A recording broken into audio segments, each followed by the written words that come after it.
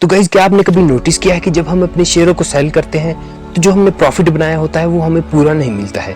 तो जी हाँ दोस्तों, कुछ ऐसे चार्जेस होते हैं जो कि स्टॉक ब्रोकर के द्वारा हमसे लिए जाते हैं और हमें कुछ चार्जेस के बारे में तो पता भी नहीं होता है। और तो और जो ये चार्जेस लिए जाते हैं वो कुछ स्टॉक ब्रोकर के द्वारा बहुत ही ज्यादा लिए जाते हैं और कुछ स्टॉक ब्रोकर के द्वारा कम लिए जाते हैं। तो आज की वीडियो में हम बताने वाले हैं कि आपका स्टॉक ब्रोकर आपसे कितने रुपीस चार्जेस ले रहा है। तो जी हाँ दोस्तों, कुछ ऐसे चार्जेस होते हैं जो कि हम लोगों को देने पड़ते हैं, जैसे कि brokerage charges, annual maintenance charges, square of charges, DP charges और साथ में जीएसटी भी। तो जी हाँ दोस्तों, आज की वीडियो में हम बात करने वाले डीपी चार्जेस के बारे में और कौन सा स्टॉक ब्रोकर है जो कि सबसे ज्यादा डीपी चार्जेस लेता है और कौन सा स्टॉक ब्रोकर है जो कि सबसे कम डीपी चार्जेस लेता है। तो मार्केट इजी यूट्यूब चैनल पर आपका स्वागत है। तो बिना देरी के वीडियो को करते हैं शुरू। तो सबसे पहले बात कर लेते हैं डीपी चार्जेस के बारे में कि डीपी चार्जेस होता क्या है। डीपी का मतलब होता है डिपॉजिटरी पार्टिसिपेंट और इंडिया में दो ही डिपॉजिटरी, एनएसडीएल और सीडीएसएल। सीडीएसएल की फुल फॉर्म होती है सेंट्रल डिपॉजिटरी सर्विसेज लिमिटेड और एनएसडीएल की फुल फॉर्म होती है नेशनल सिक्योरिटीज डिपॉजिटरी लिमिटेड। तो गाइस, जब भी हम किसी स्टॉक को खरीदते हैं तो वो स्टॉक हमारे ब्रोकर के पास नहीं रहते बल्कि इन डिपॉजिटरी के पास होते हैं, मतलब सीडीएसएल और एनएसडीएल के पास होते हैं। तो अगर हमारा स्टॉक ब्रोकर भाग भी जाए या फिर कंपनी बंद भी हो जाए, फिर भी हमारे जो शेयर होते हैं वो सिक्योर रहते हैं क्योंकि ये सीडीएसएल और एनएसडीएल के पास रहते हैं। और इसी सेफ्टी के लिए हमसे डिपॉजिटरी के द्वारा चार्जेस लिए जाते हैं और उसको बोलते हैं डीपी चार्जेस। तो जी हाँ दोस्तों, सीडीएसएल लेता है 5.50 रुपीज और एनएसडीएल लेता है 4.50 रुपीज और साथ में इन चार्जेस के ऊपर कुछ चार्जेस ब्रोकर भी लगा देता है और साथ में उसके ऊपर जीएसटी भी लग जाता है। तो जी हाँ दोस्तों, अगर हम कम से कम डीपी चार्जेस की बात करें तो 10 रुपीज कम से कम डीपी चार्जेस है और ज्यादा से ज्यादा डीपी चार्जेस की बात करें तो 35 रुपीज से 50 रुपीज के बीच में भी डीपी चार्जेस लिए जाते हैं। तो जी हाँ दोस्तों, अब बात कर लेते हैं कि डीपी चार्जेस कब लिए जाते हैं।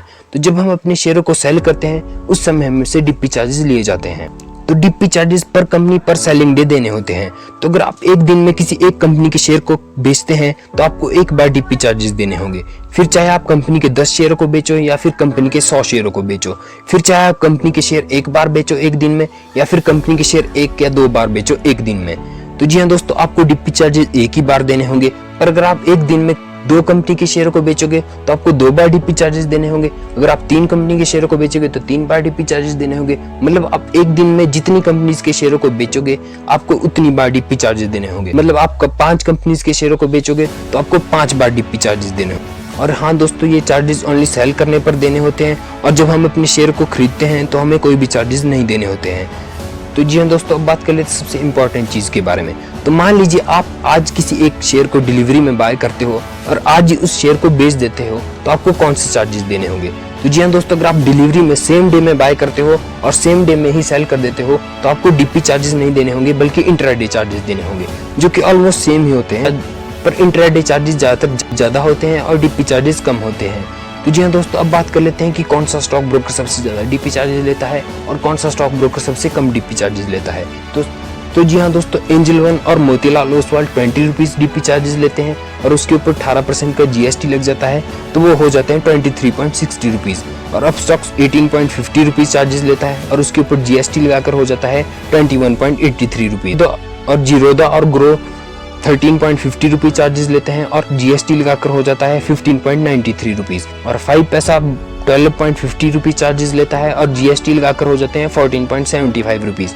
और पेटीएम सबसे कम चार्जेस लेता है और पेटीएम 10 रुपीज चार्जेस लेता है और जीएसटी लगाकर हो जाते हैं 11.80 रुपीज। दोस्तों, अगर हम सबसे कम की बात करें तो पेटीएम मनी सबसे कम डीपी चार्जेस लेता है और सबसे ज्यादा की बात करें तो एंजल वन और मोतीलाल ओसवाल सबसे ज्यादा चार्जेस लेते हैं। पर कुछ ऐसी कंपनीज है जो कि इससे भी ज्यादा चार्जेस लेती हैं, जैसे कि एचडीएफसी सिक्योरिटीज, आईसीआईसीआई सिक्योरिटीज, जिसमें कि हम बहुत ही कम लोगों के डीमेट अकाउंट है तो उसके बारे में हमने नहीं बताया है।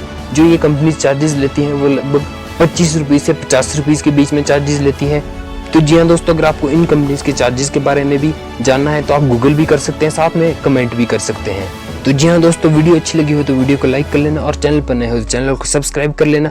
और हाँ, अगर आप स्टॉक मार्केट से रिलेटेड डेली अपडेट्स और न्यूज़ लेना चाहते हैं तो आप हमारे टेलीग्राम चैनल को ज्वाइन कर सकते हैं। आपको लिंक डिस्क्रिप्शन में भी मिल जाएगा। टेलीग्राम चैनल का नाम है मार्केट इजी। Thank you.